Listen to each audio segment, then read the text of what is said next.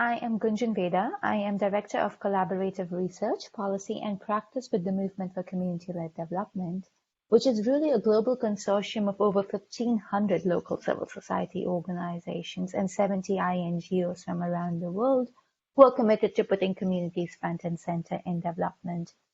So in my role, what we do is we very firmly in the movement believe in data for the people, right? So if people have to lead their own development, they also need the data to know how they are doing and what they're learning and how to improve things. And that's kind of the focus within the movement and the work that we do. We try to look at, well, what is the impact of community-led development? But we also try to see how can we actually ensure that data is not from people, which is what it has typically been in evaluation, where we extract data for people to answer our questions, to put into our reports, and to kind of feed our databases, never giving it back, to moving it to data which is for people. And so people decide how they would look at and measure the impact of a project, what would be most useful for them, and they have access to that information. We have to change the way we think about evaluation. Evaluation as it currently stands has become a tool of judgment, of assessing how certain people and systems are doing, right?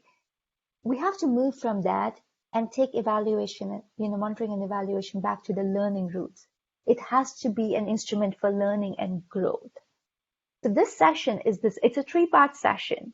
It's designed to create a common understanding of what CLD, community-led development, looks like in practice.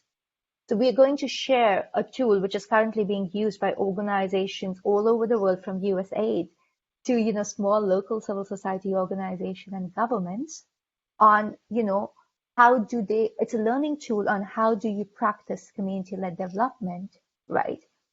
And we believe that this tool should be an integral part of an evaluator's toolkit.